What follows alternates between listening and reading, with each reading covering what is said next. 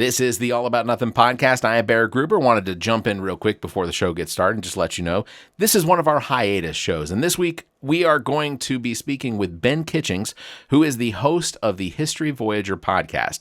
Ben Kitchings and I went to elementary school and high school together.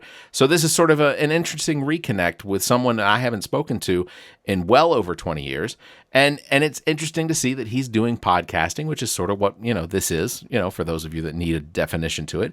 But it's an opportunity to sit down with Ben, who has an outstanding podcast, doing interviews with people all over the planet on different subjects. So make sure to check it out. Find it on all of the podcast platforms. It's the History Voyager Podcast with Ben Kitchings. So make sure to check that out. Again, thank you very much for listening. Let's go ahead and get started.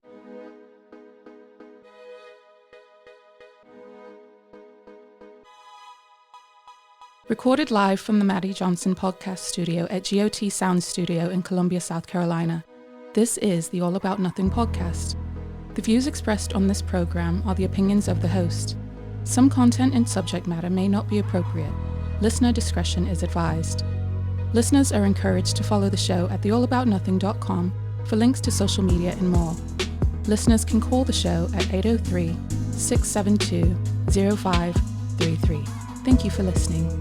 All right, everybody who's listening to History Voyager, this is Old Home Week. This is Barrett Gruber. And we went to high school, and today the kiddies call it middle school. We didn't have middle school when we were in high school. No, we did not. We turned out to be, deranged podcasters. See, if we'd have had 8th grade up. Deranged is the key word. Deranged is definitely the key word. If we'd have had 6th and 7th and 8th in the same building, we would have been healthy, adjusted people. But oh well. Look, and not to get too political right off the bat, I don't see any headlines of any people that we went to school with showing up in the news. So, I feel like well-adjusted is probably pretty close. I'm not saying middle school isn't necessary to keep seniors' hands off of 8th graders. I can say when we were in high school as a senior. Now I got transferred to Lakeside High School because Henderson got dissolved. Okay, so but I can remember as a junior at Henderson there being some of our same grade peers that were dating 8th graders. Seemed like statutory, but I'm not going to name any names. I was gonna bring that up, or I wasn't gonna bring up names, but I was gonna. Yeah, I remember that is what I was gonna say, and that's where I was gonna leave it. Yeah, well, look, I do a podcast called All About Nothing, and there is almost nothing that is off the table. We will delve into almost anything. So thank you for having me on your show. And just so people that are listening to me on my show, I am simulcasting this because our show is actually taking a break for the month of June and July. We'll be back in August. We'll do some episodes here and there, but this is going to simulcast on our episode. So welcome, awesome. Ben Kitchings. So we're gonna do a We're going to do a crossover. Yeah, this is Ben Kitchings from the Voyager History Podcast. So if you haven't subscribed, available everywhere, right? It's available everywhere. Okay, so it's called the History Voyager. So my dyslexia showed. It's called. Okay, so I'm going to talk to Barrett's audience now. My podcast is called the History Voyager, and what I started out as a deep dive into the Spanish flu and COVID-19. Okay. And it's cited, believe it or not, it's cited in college classrooms everywhere in the English-speaking world. I mean, that is deeply humbling, and I'm not even kidding. That's amazing. No, I'm amazed, okay? No, and my 4 listeners absolutely will subscribe, I'm sure. That's Well, and then, what I'm doing now is, while I literally remember Googling how to promote a podcast. And they said to go on other people's podcasts and talk about your podcast. Yeah. And while I would do that, and off air, like they would tell me these insane stories about about 2020 and 2021. And I was like, okay, this is the story. This is it. When you have people talking to me about off air about how their neighbors died and they had to take their kids in, Sure. and like, well, and there was one, I mean, that was crazy too, but there was one that was like, where this lady ended up being the only living person that was out of a coma. Goodness. In her business. And that was where I was like, okay, I need to, this is a show. Yeah. you know, yeah, for you sure. know, like let's do this. So that's what I do. Yeah. Well, and, I have to tell you, I've listened to several episodes since we've gotten back in touch, which we, you know, not to shout out TikTok too much because I think they have too much, they already have too much power and whatnot. But I do have to acknowledge that I saw your TikToks and I said, well, let me check this out before I hit, you know, make contact. And I did. And I am awestruck by the interviews that you have on your show. Like the last episode was she was called a digital nomad, where she goes from she basically goes and lives in other people's homes for free because she's taking care of their homes while they're on holiday or on vacation. We call it vacation here in the States, but holiday. And it was a really cool episode, and getting to hear her perspective on COVID and as well. And then the fact that you find out halfway through it, not to give any spoilers away, but she actually is overcoming COVID right now. So that was definitely a very interesting episode. I thought that was great. I've got some really cool ones in the can. I need to sit down and you know, edit some things out, but I've got some really, really cool ones in the can. Yeah. I've got one, I didn't even know this existed. There's like a thing in the military. Maybe you know this, I don't know. But there's a thing in the military where the military has people to film things. The military has people to video things. Sure. Even just for like in-house sort of stuff. Right? Even just sort of in-house kind of thing. And one of those guys sat down and talked to me, and that was interesting. Oh, yeah. I had a business owner. I need to edit this, but I had a business owner in a state I shall not name on your show. It's Texas, right? Was it no? I haven't heard. There's things we talked about that we can't talk about on air. Sure. And I don't know if that was one of the things. But he was one of the first people that accidentally ended up selling people ivermectin. Oh my God. Accidentally? This was not on purpose. No, he was selling it for like cows and horses. Yeah. But he wasn't selling it for people. Yeah. To use on themselves. And then people started using it on themselves. And he figured it out. And he would say to some of these people, this is not for, like, this is not for human consumption. Yeah. Like, stop. Like, stop doing this. Yeah. Yeah. Like, you know. And then come to find out, even Fox News reported recently that 70% of those that have taken ivermectin specifically to either fight COVID or to prevent COVID are now suffering from both bowel and urinary incontinence. So like yeah. And this was a Fox News story that reported this. So like they did the homework for me. Yeah. Like I know people that took ivermectin, and in my head, if I know 10 of them, 7 of them are now having an issue with not being able to hold it to go to the bathroom. So 7 out of 10 of my conservative friends, I know who you are. Oh.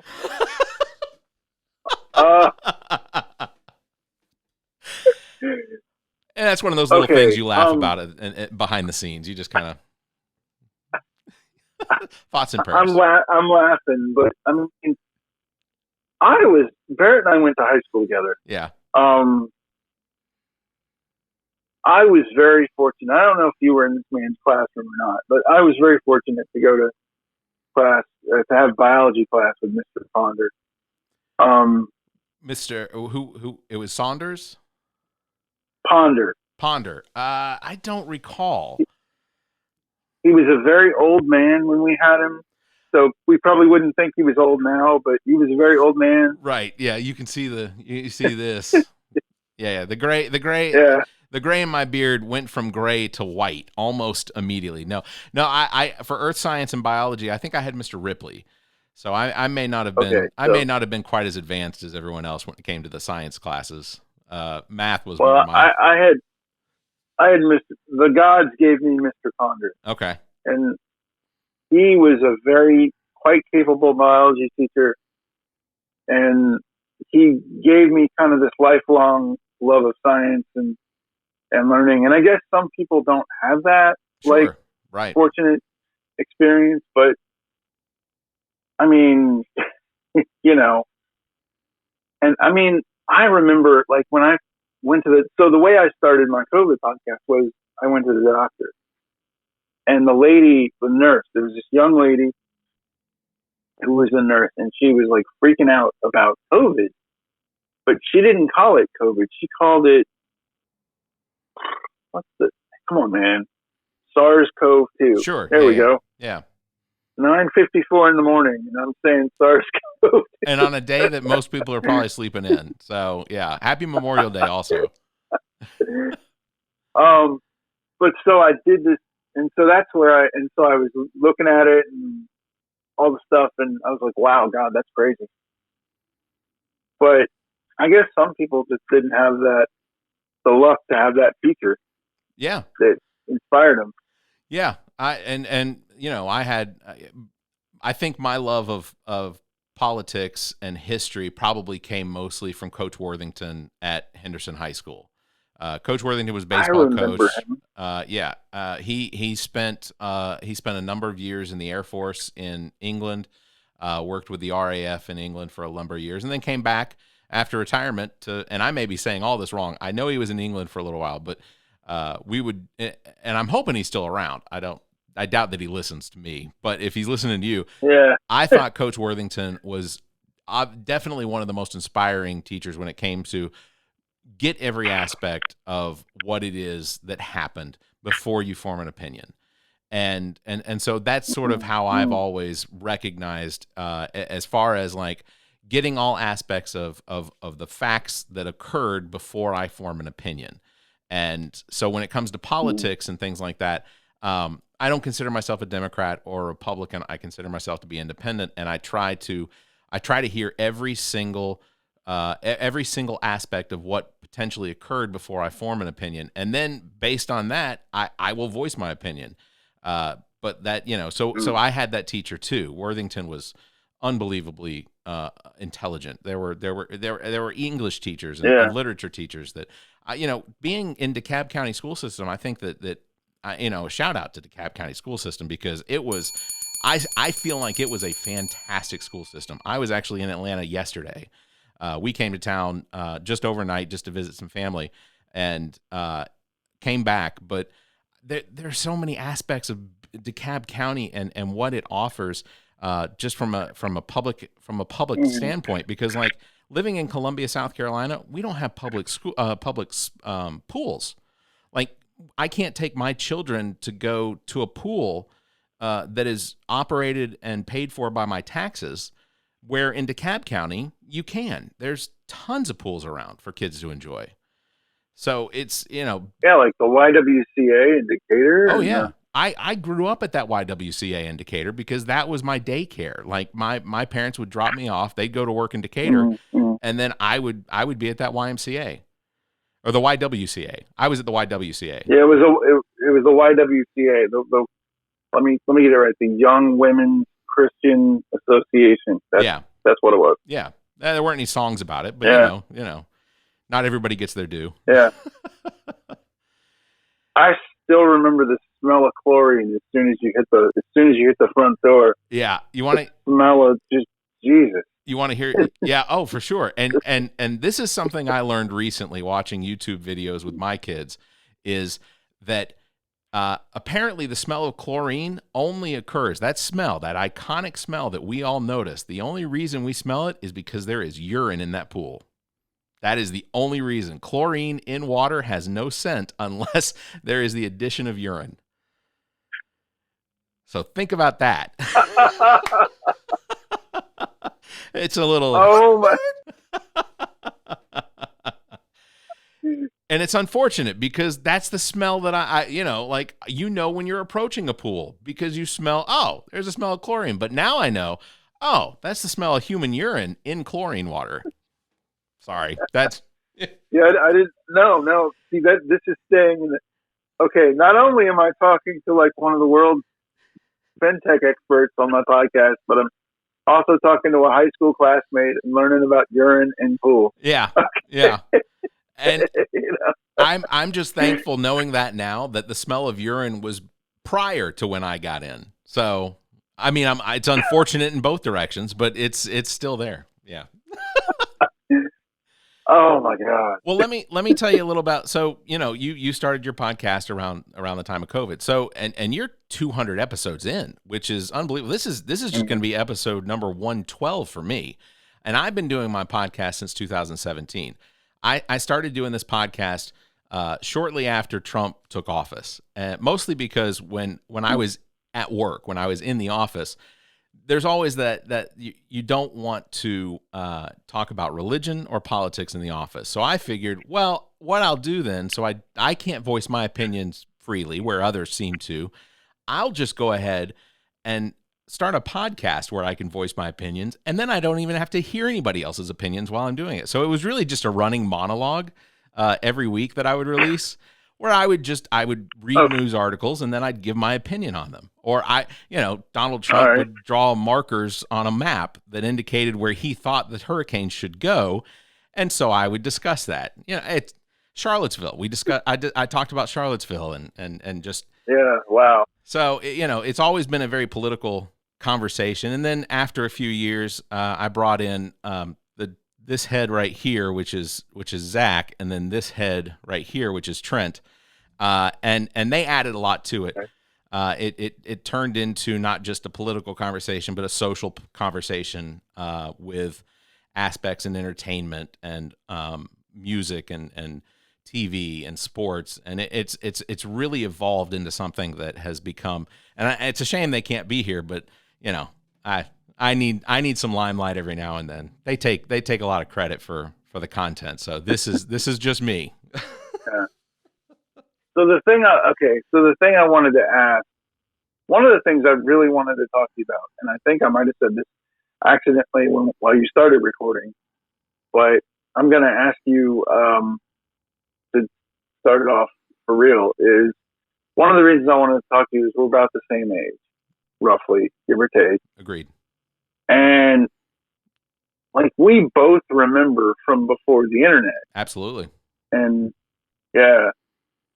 So one of the reasons I still call this the History Voyager, other than the fact that, to quote a friend of mine, you don't change the name of Coke just because Coke starts selling water. Right. Right. Yeah. This is why. It's because I figured we were living in historical times. So let me ask, what was your first, when did you get the internet in your house? In your own, like your parents' house where you grew up? Sure. So, living in Atlanta, and because I don't live there anymore, I'll just give the address. I lived on Henderson Mill Court, which was only about a quarter at the end of the street, which was only about a quarter of a mile from the elementary school that we went to. So it was, okay.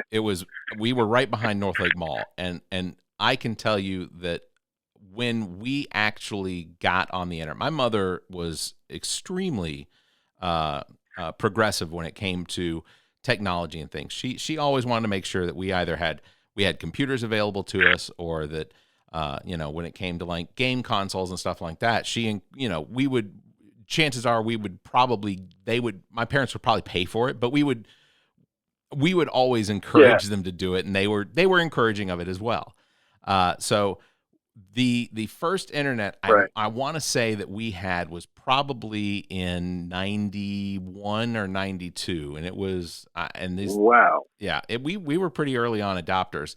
And we had was it CompUSA? No, that was a store. CompuServe. CompuServe. We were on CompuServe for a little while, and it wasn't long before we moved over to MindSpring, which became Earthlink, and MindSpring may even still be around as a program, but it's, Earthlink was what it became. But we were on MindSpring for years and years. We moved out of Atlanta just about the time that broadband internet was becoming available. It wasn't super fast, but at least you weren't using AOL AOL to log in and whatnot. You mean like as an adult, or like you're? Yeah, about the time I was 19, we moved out of Atlanta towards Winder, Georgia, where I got a radio gig. I was doing morning shows for WIMO AM 1300 out of Winder, Georgia, it was right about that time that we actually got internet in our home as a constant, because before it was dial up. You would have to dial in to get what you wanted, and then you'd hang up. But when we moved to Winder, what became available was literally broadband. The internet was just on all the time. You were attached to a modem that was connected. So that was brand new, which is now absolutely the norm. I mean, your phone is literally connected to the internet all the time. So it's the progression over the last 30 years. And I say 30 years with as much hesitation as I can, but 30 years is how long I've seen the internet go from only available when you made it available to now it's just constantly around you. And because when we were in elementary school, there wasn't an internet available. Like the computers that we worked on in elementary school, they weren't even interconnected. They may have been, the only interconnection they had was the fact that they were attached to the same power strip. So that was, it's been from 0 to 60 over this course of time. Yeah. But I remember so this morning, and I was thinking about this morning because we were going to have this show. But this morning, I always like to get dressed to YouTube. Sure. And accidentally, I hit this rando on YouTube. This kind of, I guess he's in his 50s or early 50s. But he walks around London with a phone camera or something, and he just records like little histories about his walking route, right? Oh, okay. In London. And I'm thinking, imagine going back to a television, to a production meeting 20 years ago, 25 years ago, and being all, hey guys, do you see that girl out there in the lobby and how she's noodling around on the internet? Yeah, okay, fellas, here's the deal.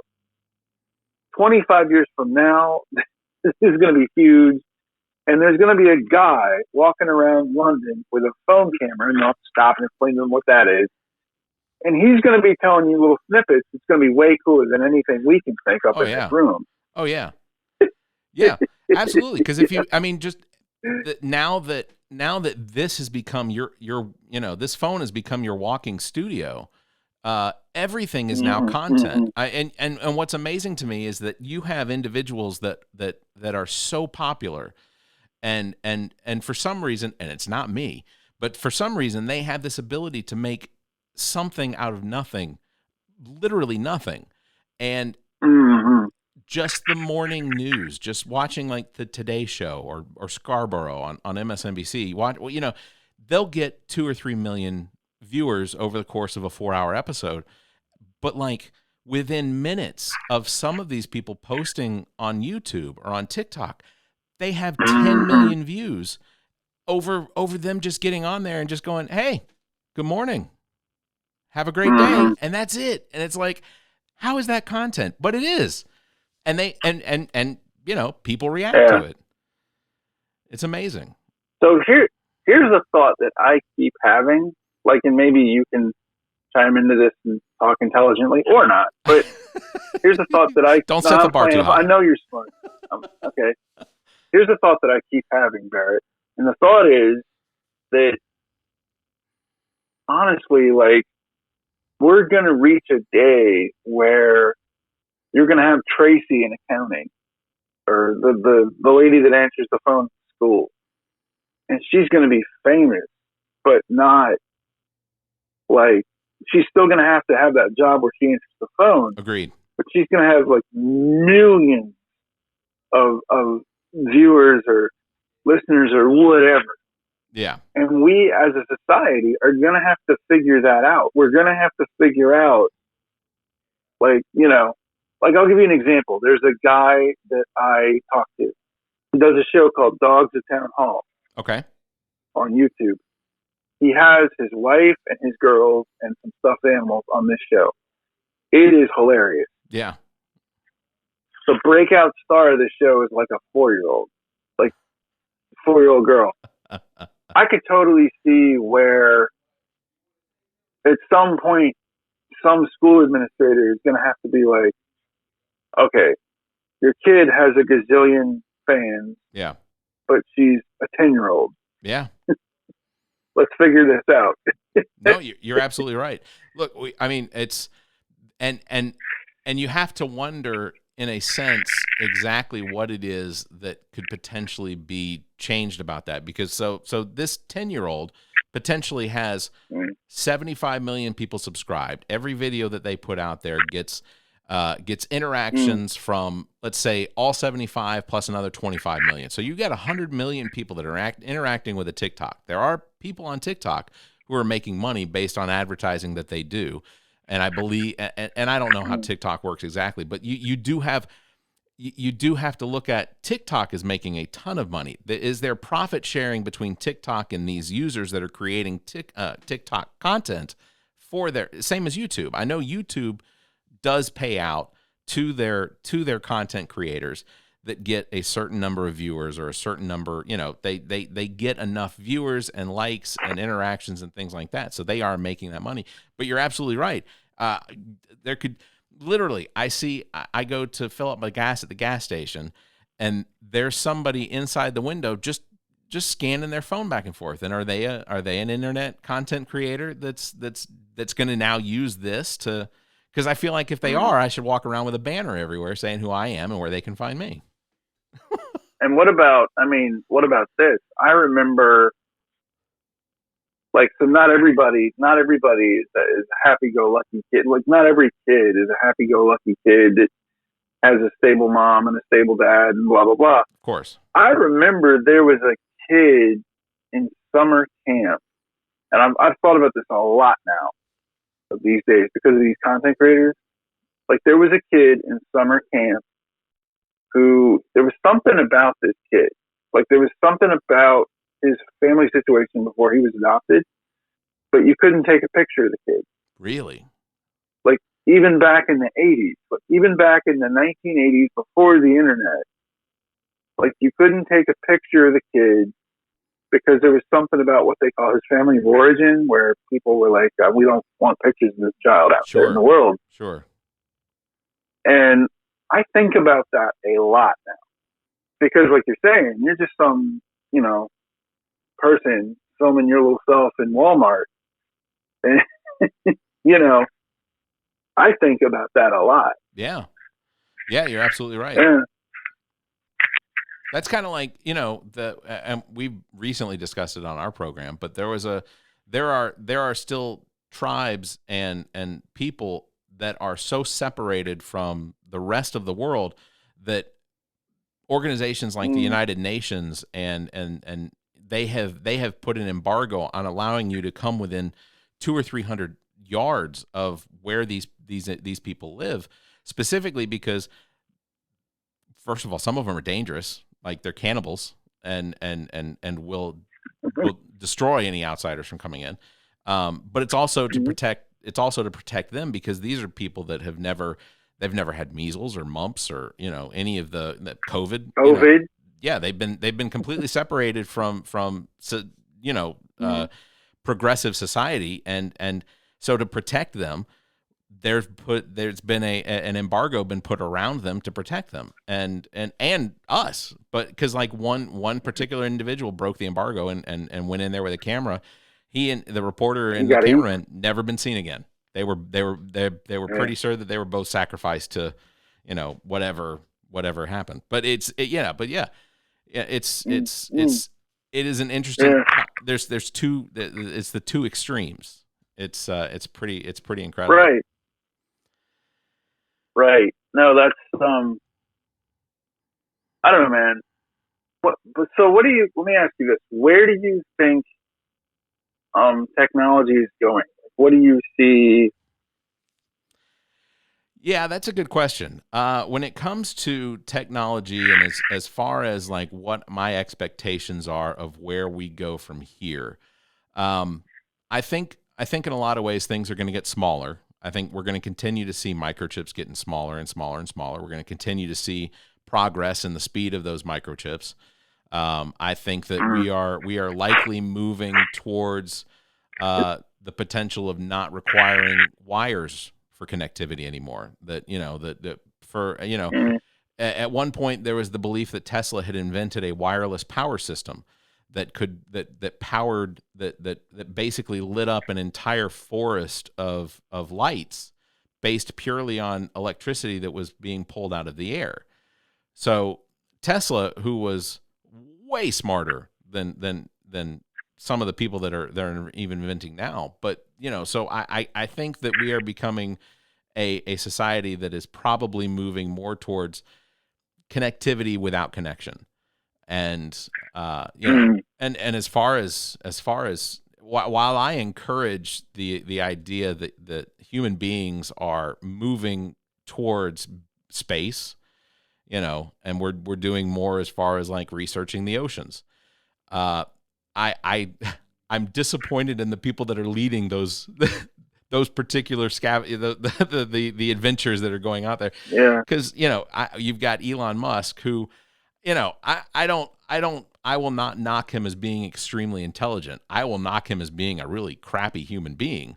But like, I will acknowledge that he is doing things for science and technology that are leaps and above what others with more money backing them, corporations and things like that. And Elon Musk has actually created electric cars and is selling them. They are becoming so normal now that on a given drive to work, where the potential was I wasn't going to see a single one, now I'm seeing 3 or 4, which means that is a percentage of the vehicle market. He is one of the single contractors for NASA. He is putting satellites in space. He's putting people on the space station.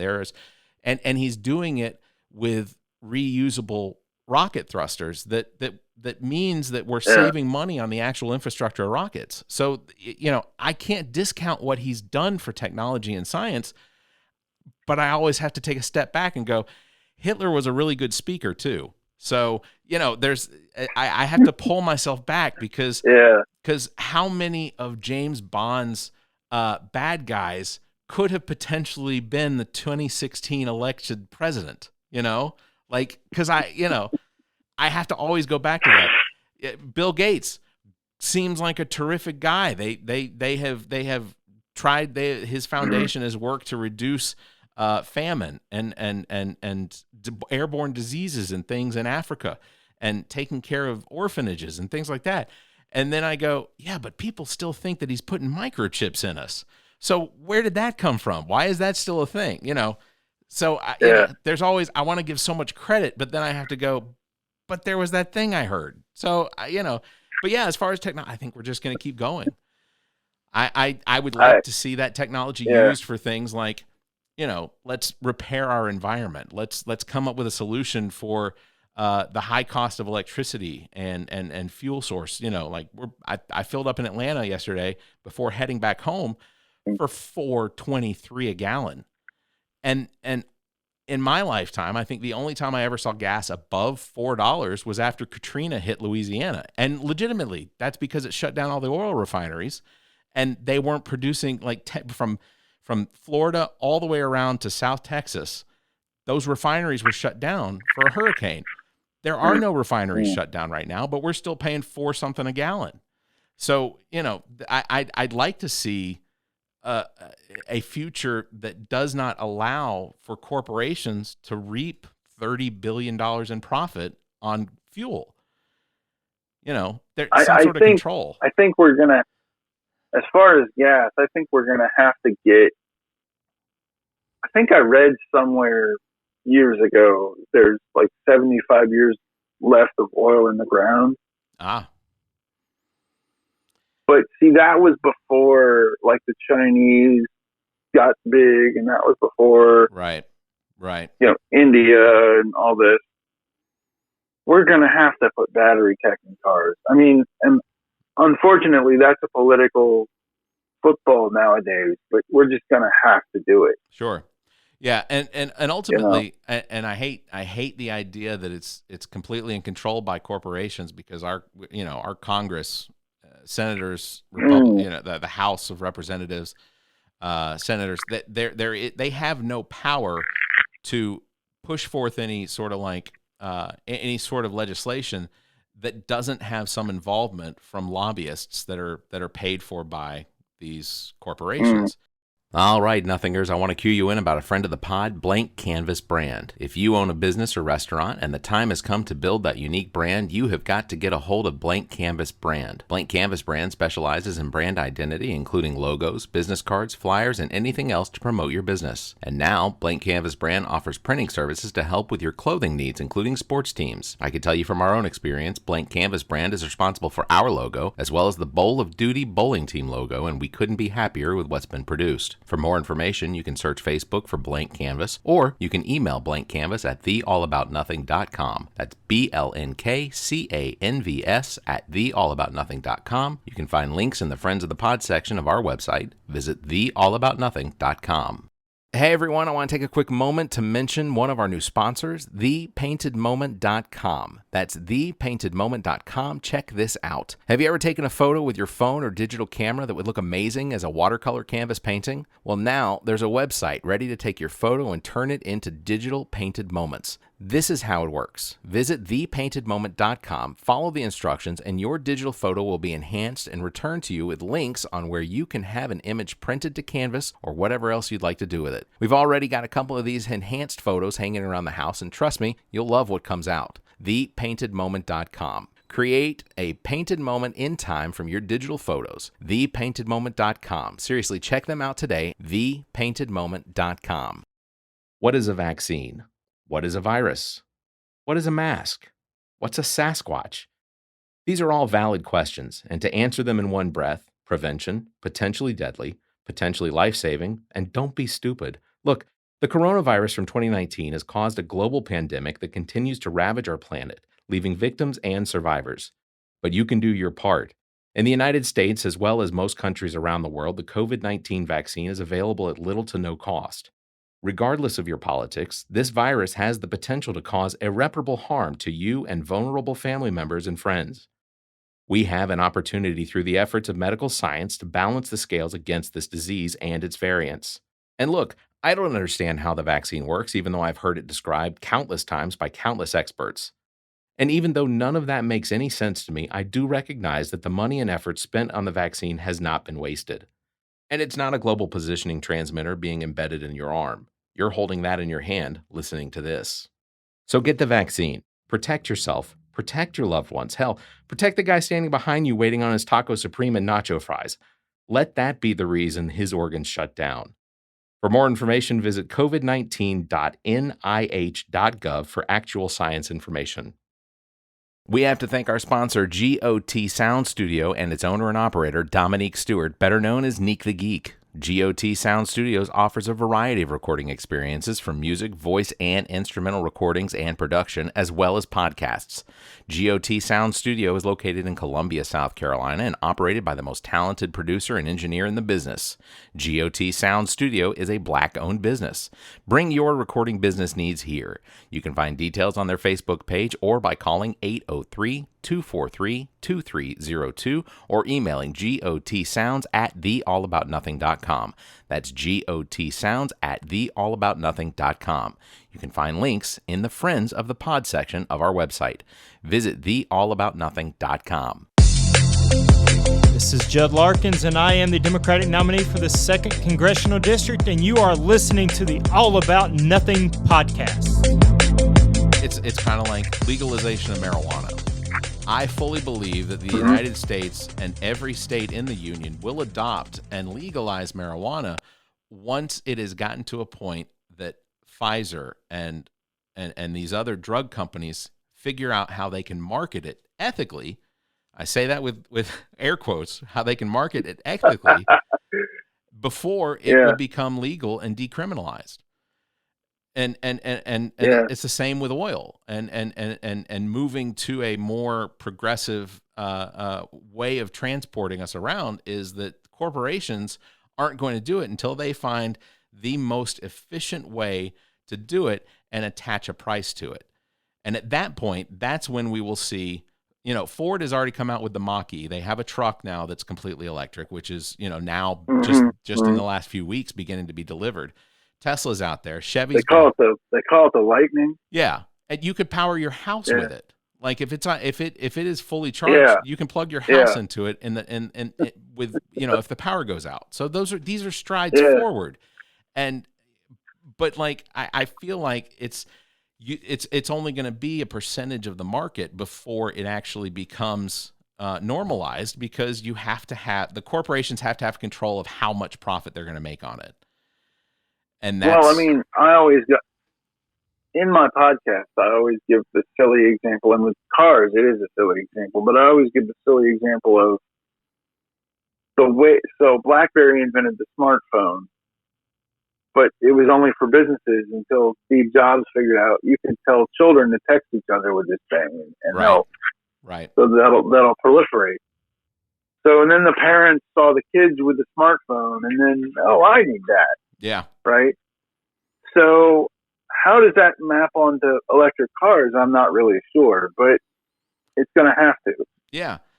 And ultimately, I think in the end, and I almost always go back to this idea that Star Trek, for so many years of watching Star Trek, whether it was the original series or the Next Generation or series that it came after that, Star Trek always had this utopian sort of society that people didn't work for money or profit. They work to better people. They work to better basically every living being in the universe. And that's a lot to give up when you are an individual that puts out that gives a lot. But in a socialized environment, and I don't mean socialism like politically social. I mean like in an environment where let's say, okay, so the idea of Christianity is completely built on a social platform. This idea that the people that have help the people that don't have. And that's the whole idea behind what Christianity promoted Jesus's message to be. But somewhere that message got lost in the Republican Party, because now what you have is the evangelical Christian sect of the United States has this very me movement.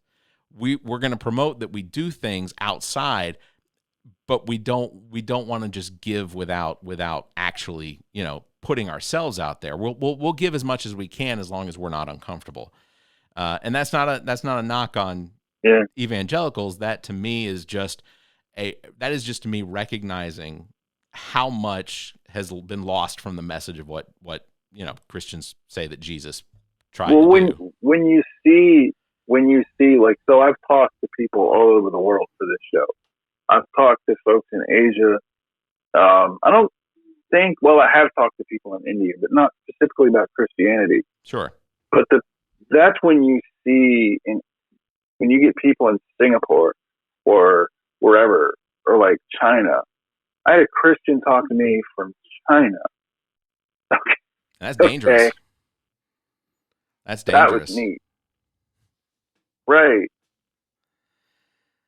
So, but the thing is, right, you really see how Christianity is different in the rest of the world than it is in this country. Like, you actually see it for real. Yeah.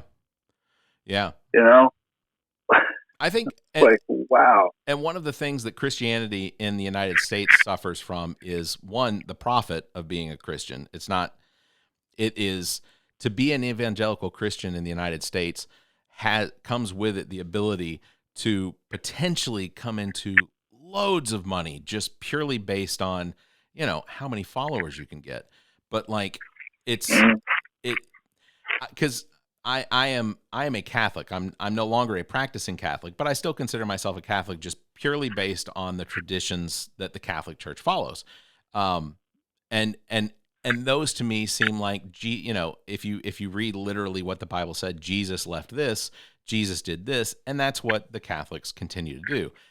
I separate myself from the Catholics when it comes to, well, Jesus didn't say anything about touching little children or things like that. So I disagree with so much of the Catholic Church, but I also recognize the good that the church does around the world, schools, health, things like that. And again, the Catholic Church, what Jesus left behind, we're told, is basically socialism. It's this idea that you do as much as you can for the people that can't. And I'd like to think that that's what I live my life by, is that I want to be a tool that assists in making people's lives better. And it seems like that's the message that's gotten lost behind the very politicized church programs and things like that. I don't know how we got off topic. I apologize. No, well, that's the beauty of this show. They're really, it's the topic that it's whatever I want to talk about. Like, again, going back to the whole, like, before time, I couldn't go into a boardroom and say, hey, fellas, I want to talk to my high school classmate, Barrett Gruber. Okay, cool. What are you going to talk about? I have no idea. Yeah. Okay, well, no, because there's an FCC, there's this, there's that. Yeah. And also like the Yoplait people and then the Marlboro people, they have opinions, buddy. Right. Yeah. You have here's a list of the people that we do not want you to offend, because they'll pull their advertising. Exactly. I worked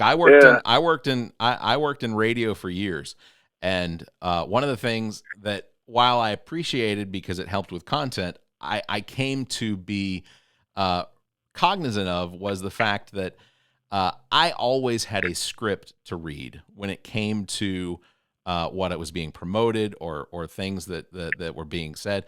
So I was always held back in giving much of an opinion on things. I worked in radio while Bill Clinton was still president, into George W. Bush. And, that whole fiasco of the 2000 election with, dimpled Chads and people saying that they thought they were voting for Pat Buchanan, or they voted for Pat Buchanan when they thought they were voting for Al Gore, or vice versa, or they were voting for George W. Bush versus Pat Buchanan. That whole thing was such a fiasco. And I think that people that lived through 2016, looking back on that 2000 election, like, I still recognize it because I voted. Admittedly, I voted for Al Gore. I didn't see any reason to think that he was going to be a bad president.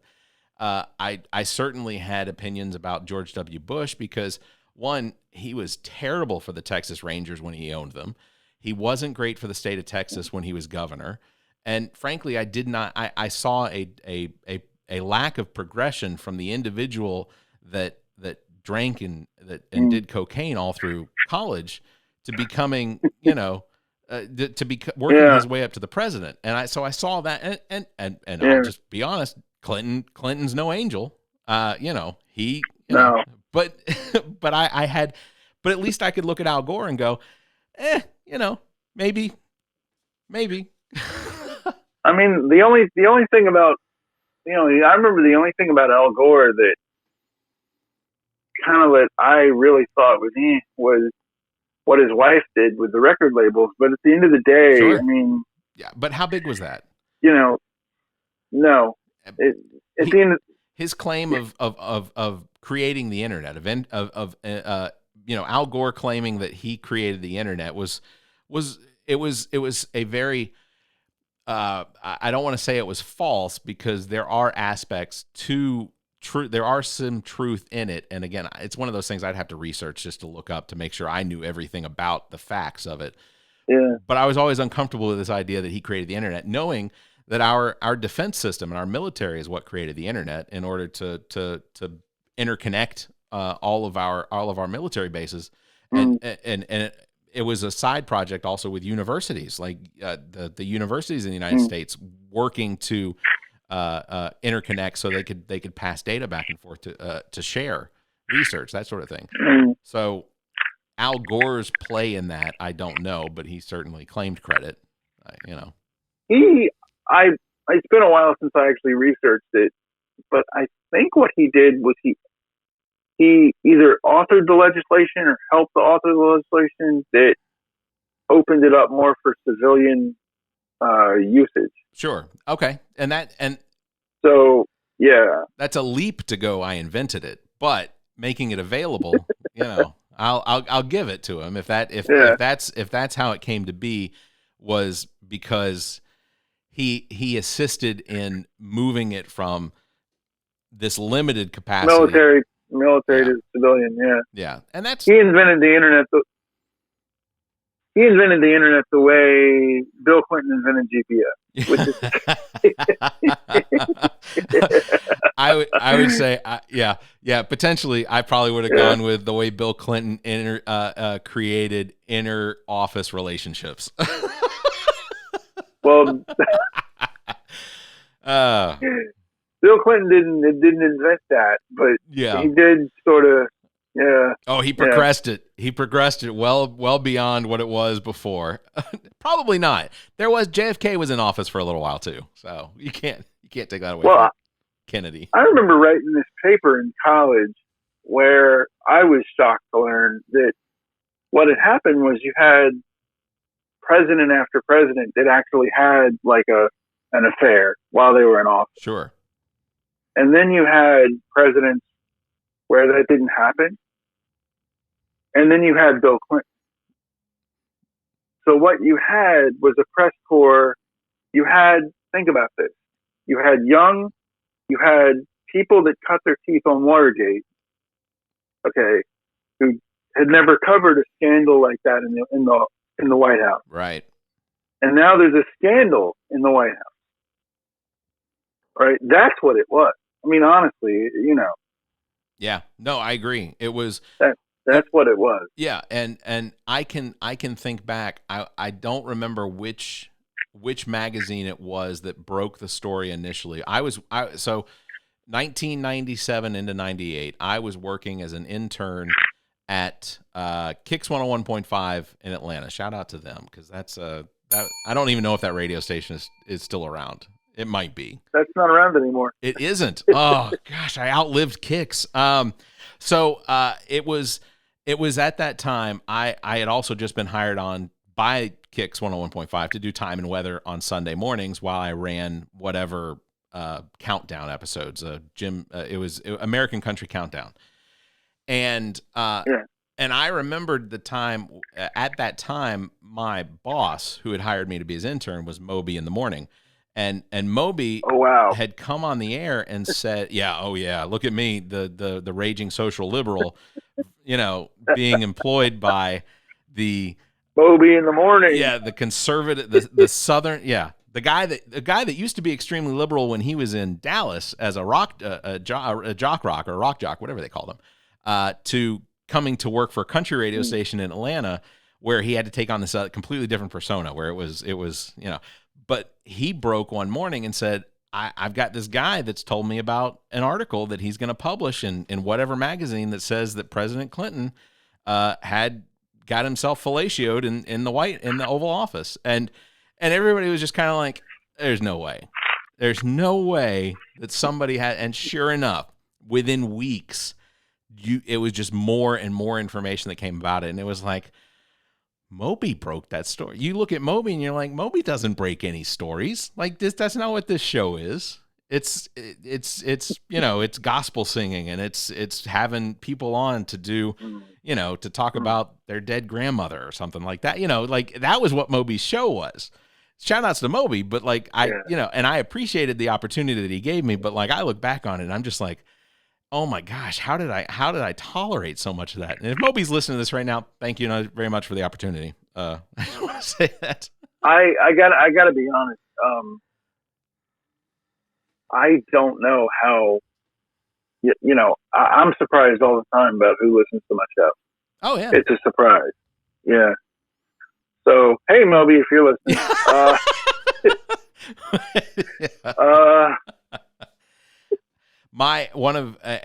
And this is a sidetrack, but one of the people that I started listening to after I moved to Columbia was I started listening to Howard Stern pretty frequently. And not because I was listening for the shock value or anything like that, but because I think one of the things that Howard Stern does incredibly well is he's empathic. Like he absolutely, the people that he connects with on his show, whether they're celebrities or just people calling in, he has this way of recognizing and letting you know that he is feeling what you're feeling because you're talking to him about what you're going through, or or your new movie or whatever. But he does it in a way that makes you feel like, he's doing it for you. And I think it's an incredible way of interviewing. I think that he does it very well. And I think that I've attempted in some way to do that. I've been doing interviews for years and years since my time in early radio. And it is it's not easy to do. And one of the things that I really enjoy about the shows that I listen to of yours is that you have such a vast collection of people that you've interviewed. And I gotta be honest, I want to know how do you get these people booked on your show? Like, where does that come from? Like, I know there's an app. What do you mean? What do you mean how? Just, well, like how do you find these people? Because the topics are incredibly interesting, and I enjoy listening to just the variety of what you're discussing and the variety of types of people that you have on. Yeah. Well, so a little bit about me. I've interviewed, even if you leave aside this show, I've interviewed hundreds of people in my life for various different things. And when I went back to college at Georgia State, I had a professor named Clifford Kuhn. I don't know if you remember him or if you had it. No, I haven't. Because I know you went. Yeah, I know you went to State. Yeah, but he was a famous oral historian, Clifford Kuhn. He was a famous collector of Southern history. Okay.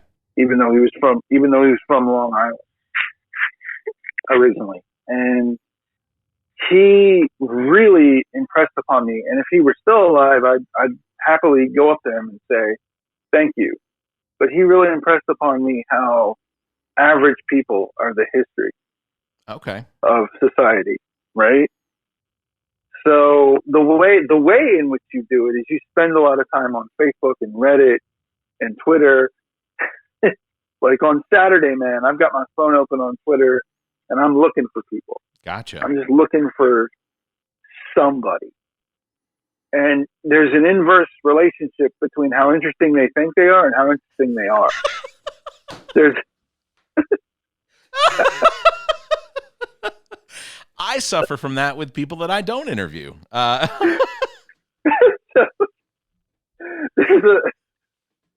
Like one of the coolest interviews. Well, and there's a few notable exceptions to this. There's some very, very notable exceptions to this.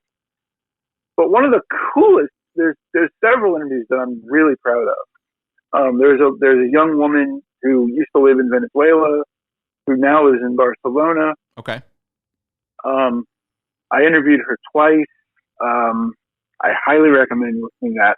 I actually want to have her back on because now she's in Barcelona and her takes on the first world are just really interesting and just humbling, deeply humbling to even read. But so you just go on Reddit and you're going to catch Insta bans. Like you're going to catch, I'm banned from Reddit California and Reddit Brexit. But you just, you keep pushing. Right. Yeah, it's the podcast is very interesting to listen to, and I've enjoyed it. In fact, in the lead up to our conversation this morning, I even told a friend, I was like, I don't know how this is going to go, because I can't tell what side of the line he straddles. And I said, so sometimes it feels like he might be a little to the left or a little to the right. And I said, and those are great conversations. I said, but I always, like, one of the things that I told a friend that I was going to ask you was, in your memory of me from elementary school and high school, because I don't remember a whole lot about my brother went through, I don't know if you remember my brother, but my brother went through a lot of trauma when he was in elementary school, which included brain tumors and surgeries and things like that. And I don't remember if you recall that, but apparently, according to my psychologist, it's put a block on my memories. So I wanted to come on and ask you, was I an asshole when I was in school? Because I often look back at some of the people that I've connected with since high school and elementary school, and then I look back at some of the people that I said, oh, those were like my really close friends during that time, and I have no contact with them whatsoever. And it's like what did I not do to these people, but what did I do to the ones that I was closest to? So like that's one of those things that I look back and I'm like, what was wrong with me? Well, I think, first of all, I mean, this just isn't you, it's everybody. The people that liked high school were either jocks or like popular people. Like they were just, quote, popular people. That's fair. Nobody liked high school beyond those people. those and you know what? And you look back on it, because I enjoyed high school in the sense that I enjoyed the learning. I thought, again, I said it before, I thought we were in a really good school district, and I thought that the Henderson High School and Henderson Elementary School, and even Lakeside, I was disappointed when I had to go to Lakeside because it was a forced thing. And I didn't really enjoy my time at Lakeside. In fact, when we graduated from Lakeside, I don't know if you remember, but we got our diplomas and then go back to our seat. I didn't return to my seat. I walked out of the building because I was done and didn't want to have anything. Like they attempted to stop me, but I was like, no, I'm out. We're good. We're done. I remember. Okay, so about you specifically, I don't remember that you were awful. Like, and bearing in mind that in 2022 we have to talk about awful in a way we didn't have to talk about awful in 1997. That is fair. That is very, very fair. That. I mean, I used to talk about this with my friends a lot, and I guess this is the first time I'm going to say this on a show. I know for a fact that I went into high school classrooms with people that had guns. Like I know without throwing names under buses. Really? I know that happened. Wow. And I never once thought there could be a problem. That is that is an interesting observation, and I'll be honest, I can't look back on knowing having any knowledge at all of anyone that ever came into school with a gun. Yeah. I mean, I'm not going to throw names under buses, sure, but I'm just saying. Well, the statute of limitations, I think, is probably, but yeah, no, I don't. Well, there's no reason to defame someone's character because they could be completely on the other side of the fence now. Well, but the point I'm trying to make here is that we just grew up. I mean, maybe I'm just being romantic about it, but I think we just grew up in a better. You hesitate to say I grew up in a better time, but yeah, I think I want to attribute some of it to the fact that we grew up in a period of time, and honestly, I think it was around the time that Clinton was president, was towards the end of our tenure in school. But I want to say, or at least high school, I think that we entered into a new era in opinions, and it's not that people didn't have these opinions before, but and it likely came about as the progression of the internet and people being able to voice their opinions either anonymously or to attach their name to it, but it gave voice and rise to disinformation. So like Trump wasn't the disinformation starter. Trump was the disinformation gaslighter. He was the one that even before he ever became president. Like, he was the guy that said that the Central Park Six, or that group, that they should be castrated and destroyed, killed and whatever. And then you find out, oh, they're innocent. So he had this opinion on this idea of a crime that they had committed, and then even after they were exonerated, he still held to the opinion that, well, they're still bad, they're still not good guys, so you should still find something wrong with them. But even before that, I think the rise of the internet and connecting so many people, being able to communicate across so much vast territory, and because at one point we didn't have the ability to get news as quickly from places like middle of nowhere Texas. Uvalde, Texas is near the border of Texas, and it was a town literally I had not heard of, and then when but because we have the ability to transmit news and information so quickly out of places that didn't have that ability before, but and then of course it's not just that information comes about so easily, it's also the fact that now people can voice their opinion. They can go on shows like Fox News or MSNBC and immediately give their opinion on something where not all of the facts have been made readily available. Even now, they're still investigating the shooting in Uvalde without having all, people are creating different opinions than they had moments after the news broke because of the information that's coming available.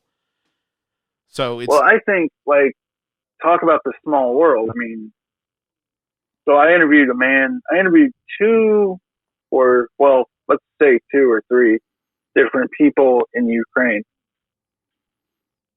One of those people, the entire process is as follows. The whole thought process is as follows, right?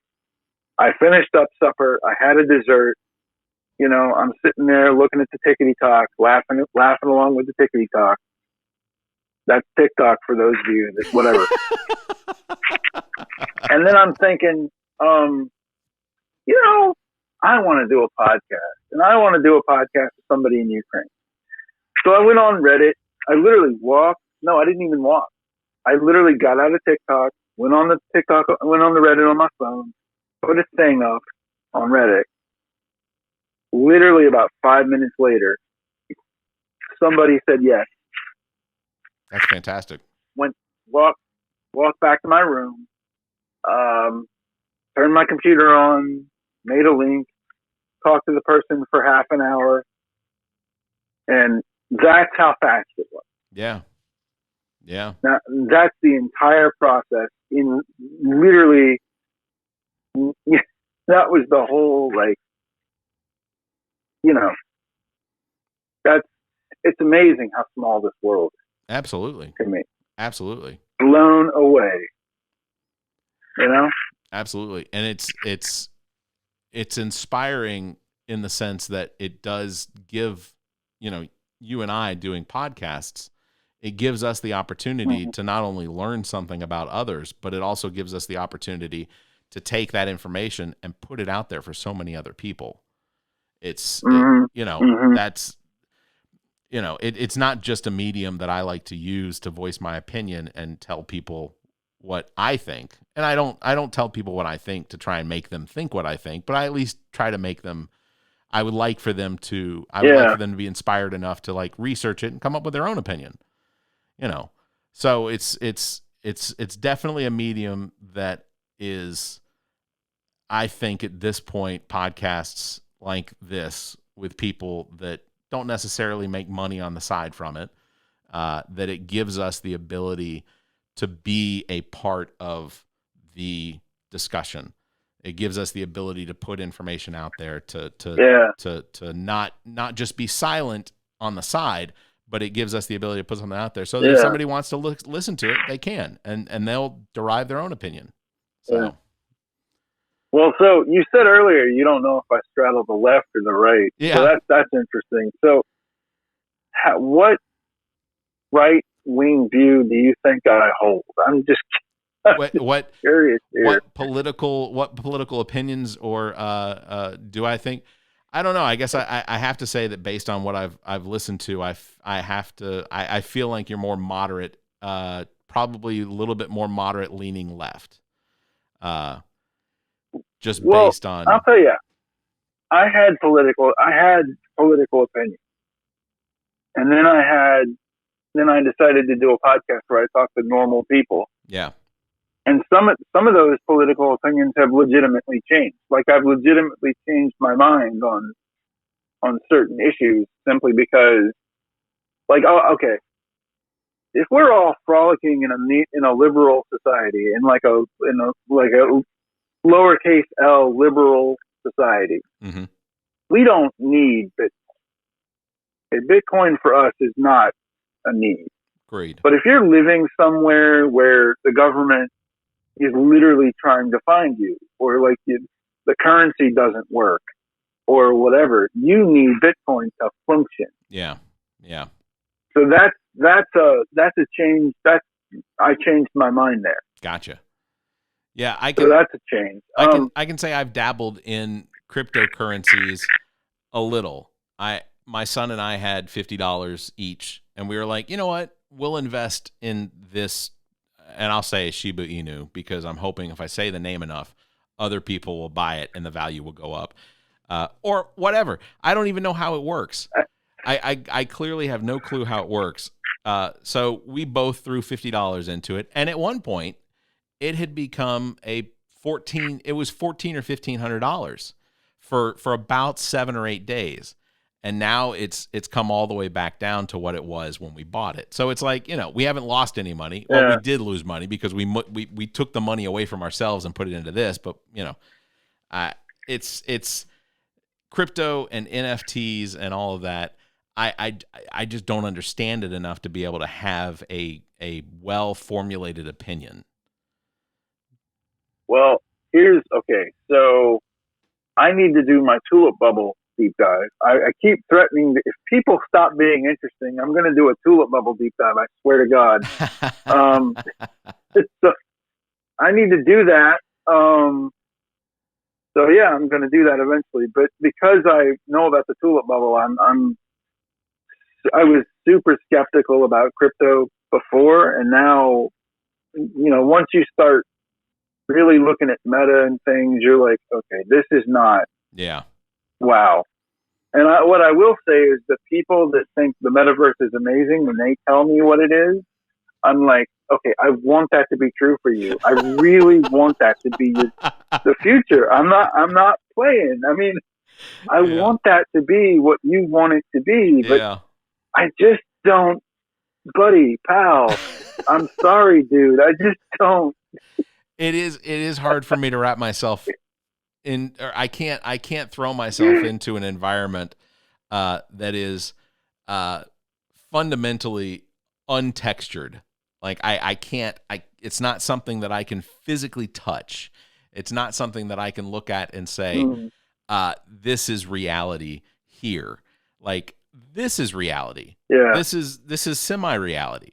But like I can't look at that environment. I haven't even attempted it. I haven't gotten involved in it at all. We have my son has an Oculus. I could certainly check it out and see what it's like. But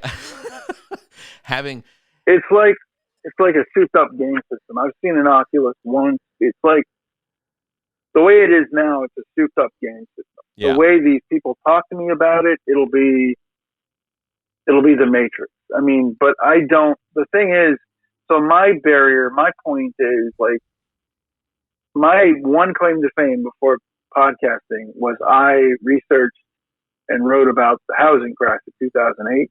Yeah. Before that happened, like before the housing crash happened. Yeah. So that's my one claim to fame before this. I don't see how a company is going to pay Facebook money for something that doesn't exist, and Facebook still technically controls it and still technically has it, and you're just paying Facebook for, what are you paying Facebook for? Like, Right. There's something I like to call the idiot. There's something I like to call the man on the street test, which is if you told somebody about this, and then if they told it back to you, could you understand it? Right. That's your barometer for, is this a scam? Yeah. I concur. Yeah. That's like, I put that in the realm of the lottery. I know people have won the lottery. I know people that I know individuals who have literally won money on the lottery, but I still look at it just based purely on the principles of how it works and the potential and possibilities as still being a tax on my intelligence. It's because I have fallen into it as well. I have looked at it and said, you know what? It's up to 150 million. I think I'll go ahead and buy, 15 tickets. All right. Now I've spent $30. And if I spent the money to win the whole lottery, then I had to spend $45. And in the end of it, I wind up being excited over the fact that I won $15 back. And it's like, oh, I came out with $15. Wait a second. I lost 30. This was an attack on my intelligence, and I did it to myself. That's that pure and simple. That's exactly what happened. That is exactly what happened. Well, so Barrett, I'm going to need to wrap it up here, but why don't you tell us your song and dance so some of my listeners can go to your thing and absolutely, and I'll tell you my song and dance. Benjamin, I appreciate you having me on your show, and first of all, let's do this again soon because I have enjoyed the conversation, and I think that just plain and simple, I think that this has been an opportunity to reconnect, and I want to do it again. To find our podcast, I have a couple different podcasts that I'm doing now. The All About Nothing podcast. You can find information at theallaboutnothing.com. Links to all of our social media as well as any of the podcast platforms that you might listen to us to. We just recently had a really interesting interview with Judd Larkins, who is the Democrat nominee for South Carolina's 2nd District. He is running against Joe Wilson, and I imagine that if you remember 2009 at all, the President Obama at the time was giving a speech about the health care bill that he had just that he was working on trying to get through, and made Joe Wilson was the guy that screamed out "You lie" during Obama's speech, and so we genuinely have an individual, Judd Larkins, who is running against that particular candidate. So fingers crossed he makes some headway. I also have a second that was just released this morning, Monday, May 30th.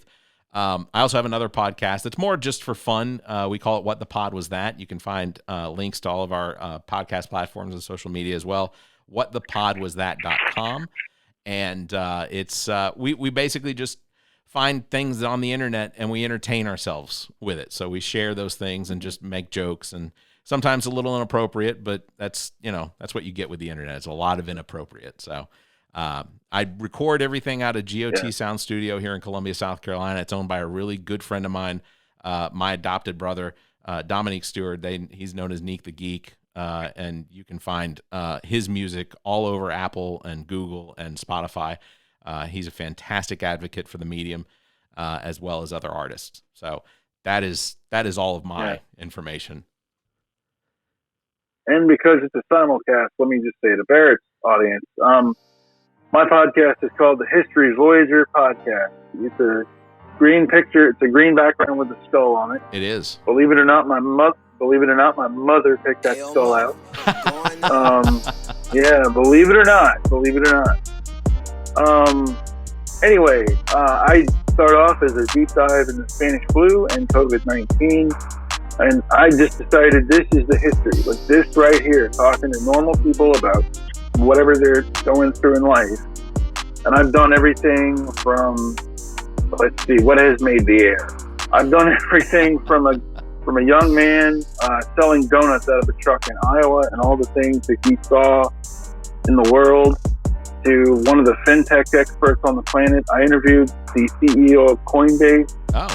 I have no idea if he's still the CEO of Coinbase or not. It seems volatile. But at the time, he was CEO of Coinbase. I interviewed a best-selling author. I interviewed Larry Hankin. Larry Hankin was the guy in Home Alone. Was the policeman in Home Alone. Yeah. that was a fascinating interview, and I thought that was great. I could have talked to him for hours. Very cool. You gotta listen to that. But also the young lady in Venezuela, now in Barcelona, Valentina, that was really cool. And if Barrett will send me this will come. It's just for some reason my record button chooses not to work today. That's all right. I will send you this file. I absolutely will send you this file. So this will probably hit the internet tonight, actually, or this afternoon, for sure. Pretty much unedited. So yay! Yeah, I have a motto. It's called my motto is leave it in, regardless of what happens, regardless of what's said. Leave it in. I wish I could have that motto, and I can't. I can't have that motto. No, and I'll tell you. Maybe I'll tell you some stuff off air. I don't know, but I've had some stuff where I've had to be like, "Hey Ben, you remember when you learned in your TV station that you can't say this, but the First Amendment really doesn't say that? It says this." Yeah, okay. There's a reason that you needed to know that. Yeah, liable laws are real.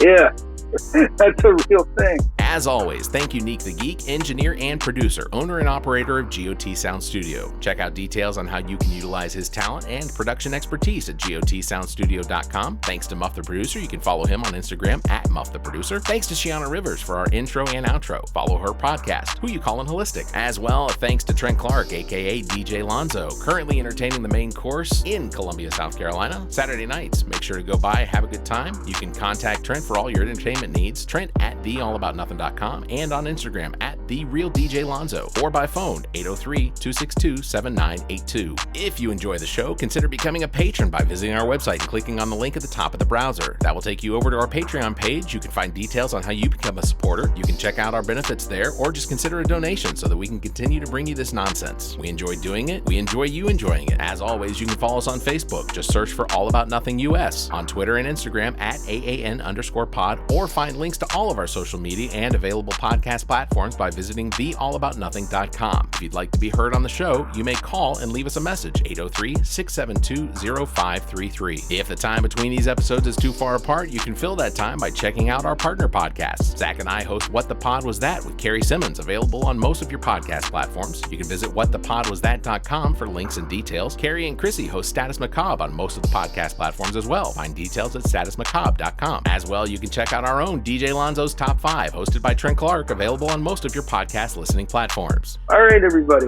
Thanks a bunch. Thank you, Ben. You're welcome. This The All About Nothing podcast is recorded live from the Maddie Johnson podcast studio at GOT Sound Studio in Columbia, South Carolina. The All About Nothing podcast is produced and engineered by Neek the Geek, owner and operator of GOT Sound Studio. To support the show, please visit theallaboutnothing.com for links to social media, merchandise, and more. Become a patron of the show by following the Patreon link at the top of our page. The All About Nothing podcast is an entertainment product of Barrett Gruber. Special thanks to Zach King, Trent Clark, Muff the Producer, Neek the Geek, and you, our listeners. Please subscribe, rate, review, and share. If you're on YouTube, please hit the like button and the notification bell. Thank you for listening.